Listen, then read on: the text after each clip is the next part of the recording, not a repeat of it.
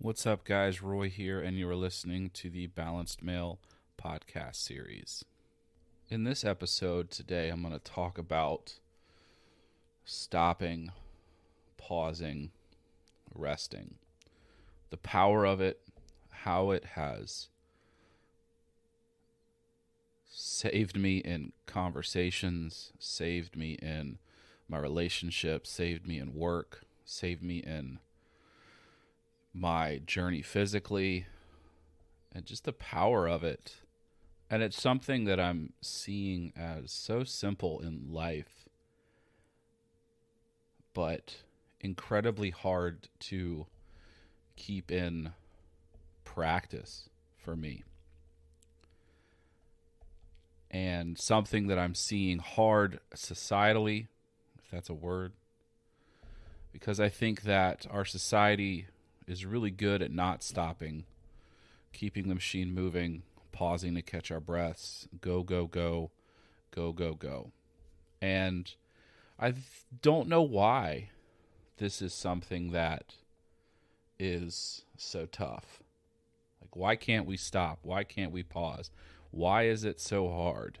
You know, questions that I think about when I've been sitting with this thought of pausing and sitting with this idea of stopping. Is first thing is like, is this just a guy thing? Is this something that like men just can't do? You know, I look back at how I observe like the boys, and when I was teaching the boys in my class, and how just having them stop for a second to look at directions or to calm down or something like that was like, it was the hardest thing for these kids to do. And I think, you know, boys in a lot of ways, we learn by doing. We don't like to sit for a second. You know, it's tough. I think when I get a board game out, or I get the Legos, or I get anything, a project going, I just want to go. I don't want to sit, stop. We'll figure it out on the way. You know, I think about that as even when I'm on road trips, you know, let's just go. We just got to go. We got to get moving. We can't stop. We'll figure it out on the way. All of that. And I know that I'm not the only one of us that thinks like this and feels this. But yeah, we got to keep going, keep moving forward. So is it a guy thing? Maybe. I don't know. Is it an American thing? You know, I researched this idea of vacation and rest and pausing. And according to this research study in, I believe it was 2020, USA has the fewest paid days leave and second lowest paid vacation days in the world. So maybe it is an American thing, you know. We are constantly working. You know, we have the highest, you know, weekly, hourly work of most of the world. It's always go, go, go. It was an American thing. And it's weird because, you know, you'll look at and I looked at other countries, and you know, Spain, for instance, has siestas, and every day they pause. You know, it's like a 2-hour dinner or something like that. Everything shuts down. And even for the Jewish religion, it's baked into their faith and their religion, the idea of it's the Sabbath, pausing or stopping. There's these words that they have that I think are really cool. And, you know, there's the menuha. And menuha is a Hebrew word, and it's the importance of rest, rejuvenation, enjoying the physical quality time. There's the Sabbath, to stop. You know, you'll notice in the origin story for Christianity and the Jewish faith, there is God paused. He stopped after 7 days. He rested.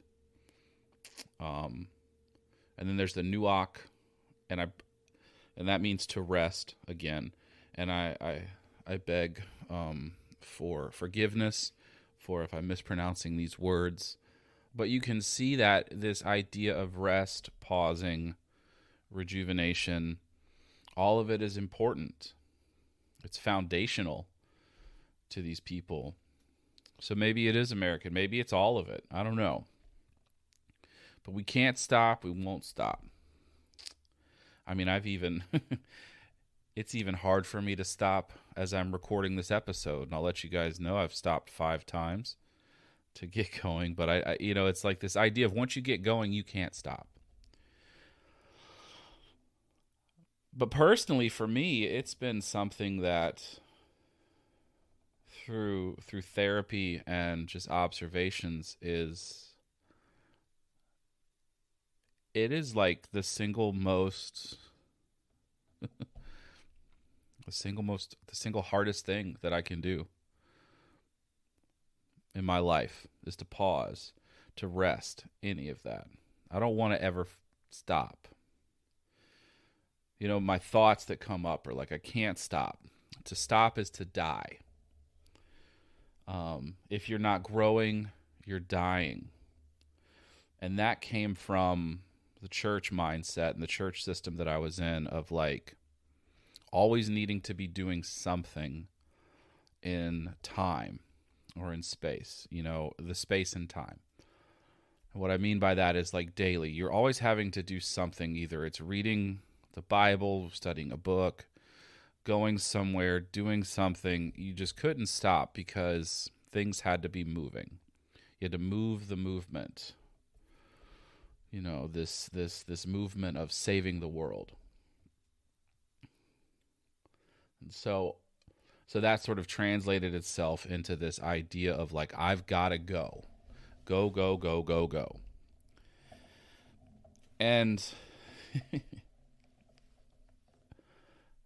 there's this moment in my life where I really sort of got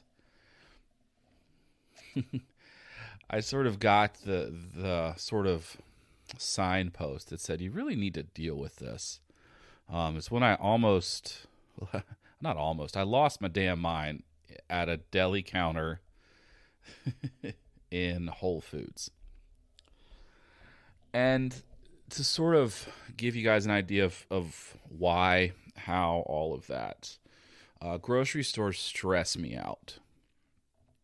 I don't necessarily like being in the grocery store much. I did work in a grocery store for 9 years.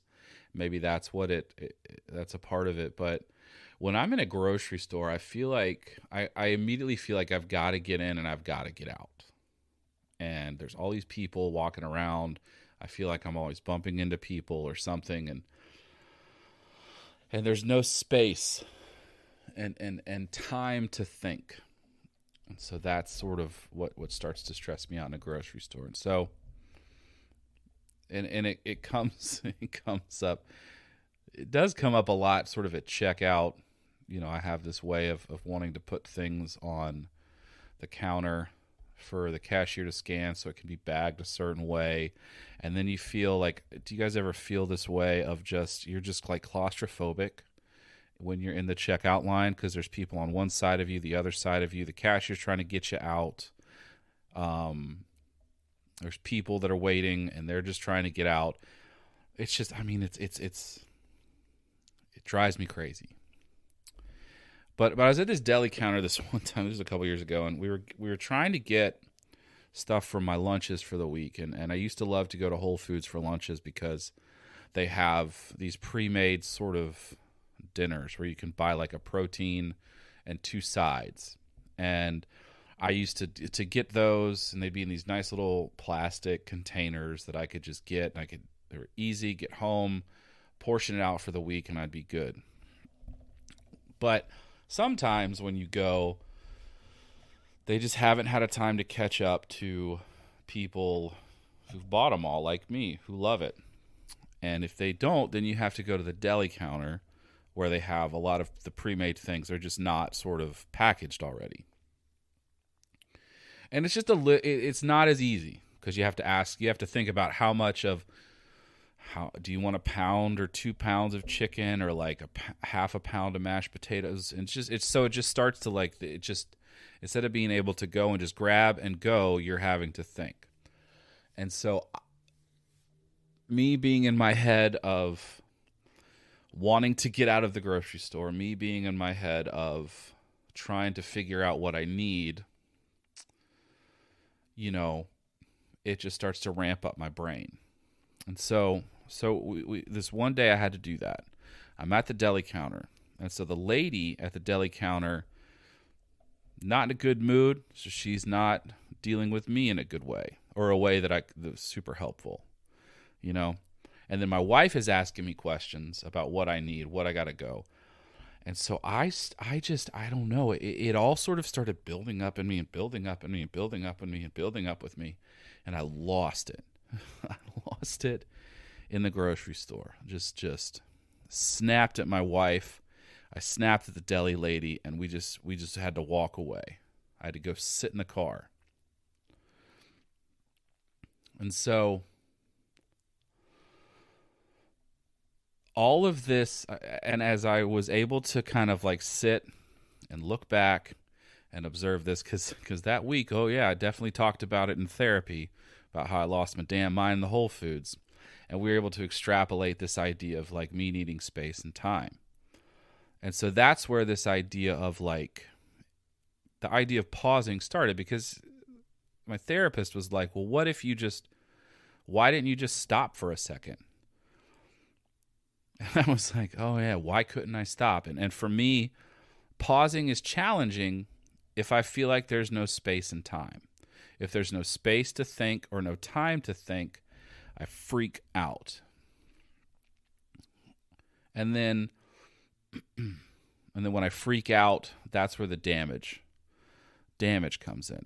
He equated it to this idea of like, it's like an elephant, or trying to control an elephant that's charging. And so my emotions and my mind can be like an elephant.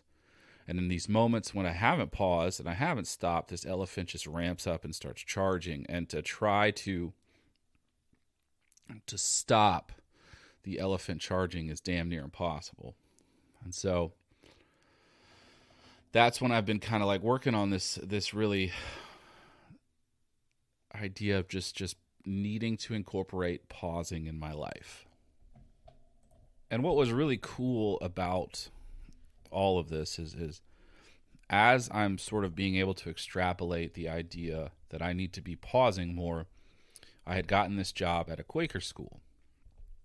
Now, Quakers are rad individuals. It's an awesome faith. And for Quakers, a lot of what they believe is their foundation for their faith is that everyone has this inner light in them, and that inner light is God. And the way to get that light to shine or God to speak is through silence and pausing. And if you ever go to one of their worship services, it's called a meeting, a friends meeting. It'll just be silent, and everyone just gets a chance to just sit, and it'll start with usually a query or a thought that someone will read to the group, and they just get to sit and pause and think about it. And if they're moved to speak, they get to speak. And it's really cool to see how pausing and being silent, you kind of get to hear the Spirit move, or hear something in your heart that you might not necessarily have gotten a chance to hear and share with people. And how we incorporated that into how we ran the school was whenever we would have meetings for business or any kind of like professional development or stuff like that, there was this rule that we had, and this is a Quaker rule, I found out, where if you're in a meeting and the person leading the meeting shares something that they need feedback from, or it's a question, you can't respond for 3 seconds. And then once someone responds, someone else can't respond for another 3 seconds. And there's this person that's sort of overseeing it. I think they're called the auditor of the meeting or something like that. And they get to choose. And the beginning of it is hard. It's hard to pause. I have the whole episode about being hard to pause. But what you start to see is the conversation just starts to move a lot more fluidly. There's a lot less reaction. There's a lot less jumping in. There's a lot less, like negativity. And so that's when I started to see like the power of pausing in conversations. Because there's 4 places for me that I think it's the hardest places for us to pause. It's conversations, our jobs, and working out physically. And so I'll start with the conversations.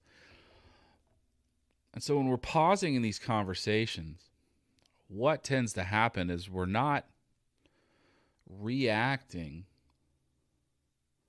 We are able to act. We're able to listen. And when we're able to listen, we're able to get a better idea of what we're trying to say, and we're hearing the other person, right? And I can think of thousands of arguments and fights that I've had with my wife or with people because I didn't pause. Because when we're in conversations, we're in arguments, we're in work meetings, we're wanting to either want people to think like us, we want to be right, and we want to talk about why we're right and why you need to listen to us. But in these conversations, when we're not pausing, all it's doing is grinding the gears, getting everyone fired up, and we're not able to think. And so the more that we're pausing in these conversations, the more we're listening. And when we're listening, we're able to focus. And we're able to see, we get to kind of like, I like to think about just like push through all that crap that's in our brains of ego-driven, just pride and just crap, and see like, okay, what is it that we really need to be doing? What is it that I really need to be wanting to say? And so it's been such a practice for me to pause. When my wife texts me, I try to pause before I answer. Because a lot of times our partners ask us things and we just automatically want to say yes, right? We automatically want to just, okay, fine. But we don't pause to think about that. And what I noticed about that with conversation and just the idea of saying yes is, well, one, I love to say yes. I don't want to say no. I have this bleeding heart servant that lives inside me that just always wants to say yes. And when I when I don't pause to really think about the ramifications of whatever it is I'm about to do, I notice that I put myself in situations that are not in my best interests. It'll be like maybe we're shoving too many things into our schedule, and us as a family we start to just lose it because we haven't had time, right? We shove too much into our schedule, or it's something that's not going to be to the betterment of our life. We might overserve or overwork. Both of those things lead to us being overwhelmed. Look at that. Overserve, overwork lead to overwhelmed. And then you're having to do so much cleanup and wasting of time. I don't want to say wasting of time because sometimes the cleanup is necessary, but it's less cleaning up. And when you're pausing, if we just take 2 seconds to just sit there and just say, do I want to do that? Okay. I don't see any problem with it. Sure, let's do it. Or if it's like, no, I don't think that's the best way or the best thing for us to be doing, then in turn, we get to sort of save ourselves. And then with work, like I'm saying, if we're not pausing and resting at work, we're overworked. We're overworked as a frickin' society. Look around. We are all stressed out to the frickin' max. We can't stop. We got to make the money. We got to make the things. We got to get the stuff. We're not pausing. We're not resting. And that's what we need to do. We need to pause to rest and recover. I think about one of the reasons that that I had to kind of stop teaching. It was this idea of I hated homework. I hate homework. I hated giving homework. I hated doing homework as a kid. Homework to me is, God, it sucks. It is terrible. And the reason I thought it was terrible was because, when you're at school from 8 to 3, you're working hard, you're learning, you're stimulating your mind, you're doing all of it. And then you come home and there's 2 more hours of that are taken from your time to rest, taken from your time from family. And what always happens is, I saw this with my students, is that they would forget to do it. The parents would forget to talk about it. And then it would become this thing that they're shoving in right at dinner, right before dinner. And instead of having time to be with as a family, or to rest, or to just decompress from the day, they're ramping their brains up to 11, trying to finish this homework because it has to get done, because if the homework isn't done, then you get punished or something's taken away, and then you go to bed stressed the fuck out. And I knew that was happening, and I knew that because that happened to me as a kid. I saw it happening to the students, and I was like, we don't need to do this. There is no reason for us to do this, because if you're not having time to decompress, you're not going to come back rested, recovered, and ready to learn and work, right? So I never gave homework unless it was absolutely necessary, if a student was failing and they just needed practice, or I would just relent and I would make these games for kids to play so they would play with their families and it was fun. But it's the same way with work. We take our work home. As a teacher, I was constantly having to take work home, work on the weekends, and I'm not having the ability to decompress or to recover, and so I'm just as stressed out, and the kids are stressed out, and it's just one giant stress soup, right? And so we have to find ways to wedge this pausing and recovering into our lives. And it might not we might not have the time in our days for 4 hours of just, I'm just going to sit, I'm just going to be, it might just be we incorporate 5 minutes before and after work, or 30 minutes before bed, or just something for us to pause, because our brains need it, our bodies need it, our heart needs it. And pausing is tough. It's tough for me to do. I was been trying to incorporate this pausing in my life, where I sit and I don't do anything. And I started doing this. I went down to our beach for a little bit, and I was like, I'm going to sit for 15 minutes. I'm not going to try to do anything or meditate or focus on anything. I'm just going to just stop and just sit.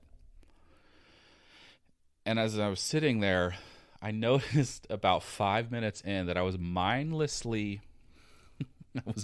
building a fort with little sticks next to me. And I was like, what? When did this start happening? It was like I just couldn't freaking stop.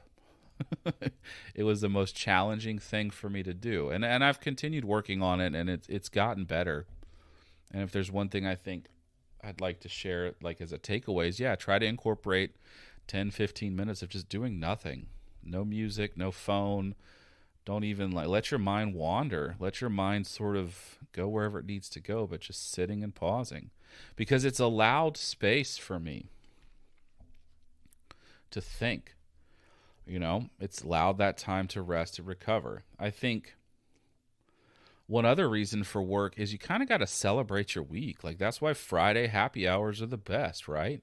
You're celebrating your time to be done, celebrating the weekend, celebrating the time to rest. And so it's awesome.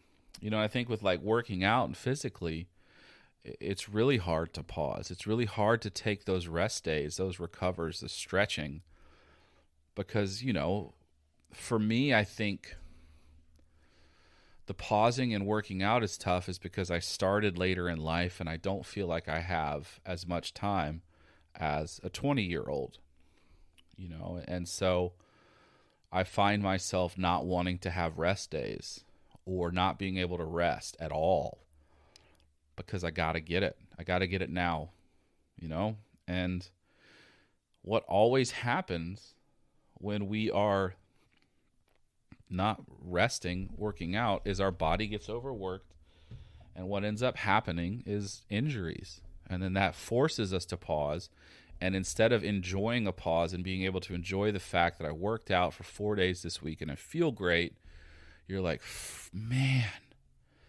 I didn't stop, I didn't rest, I didn't recover, and here I am injured, and this sucks. So let's just frickin' pause. Pause, rest. It's not wrong. It's needed in our lives. And to just review what I was saying, sort of the reasons why we need to pause is so we pause to calm ourselves. We pause to allow ourselves a chance to just take a breath. I didn't talk about that first, but I need to insert this in because it's important for me to kind of go back to the grocery store incident that I talked about. Is I did not have a chance to calm myself down in that moment, in that deli counter. And in doing that, I attacked my wife with words that was not at all needed. Not at all the thing that I wanted to do. And I wasn't being able to breathe. And sometimes that second to pause, to calm ourselves and to breathe is going to save ourselves from damage. I think about this. There's this book that I used to read with my students called The City of Ember, and it's an amazing book series. There's 4 books. Actually, there's 3 and then a prequel. I didn't like the prequel, but the other 3 books are good. And there's this quote where there's this father who he walked into his apartment, and the little boy is angry, and he didn't know that his son was angry, and his son, right as the father is walking in, the son takes this stapler or this, forget what it was, and he just tosses it out of anger. And it narrowly misses the father, but it destroys the stapler or whatever it was. And the father talks to him, and he's like, we got to be careful with our emotions, especially with anger, because anger is powerful, and if we're not careful, anger will start to take over us, and then our actions after it are not our actions, but anger's actions. And so like in the Whole Foods the Whole Foods deli counter, I wasn't calm, I wasn't breathing, I wasn't taking a second, and it wasn't Roy that was attacking my wife and this poor deli lady. It was my anger. And it could have stopped it with the pausing. So pausing allows us to calm ourselves and breathe, which in turn allows us to listen, right? And when we listen, we're able to focus on what we actually need to be saying or doing, or the next steps. And then we can also pause to reset our brains, recover. And then we pause to celebrate. And we gotta freaking celebrate, right? Celebrating is important. Celebrating is paramount to things. Celebrate little things in your life. Take a pause in a second. If you made it to a Friday with your family, right? The work week's over. Take a minute to just say, right on. We are celebrating this. We did it. Or when something good happens in your life, take a pause to celebrate what just happened. Even if it's as small as one time I just was so psyched that about something that happened in the workday, I just went and I bought myself a cappuccino. And I just sat for a second and was like, that was awesome what just happened. And the act of celebration adds to your life in so many ways. I think that we forget how good we have it sometimes.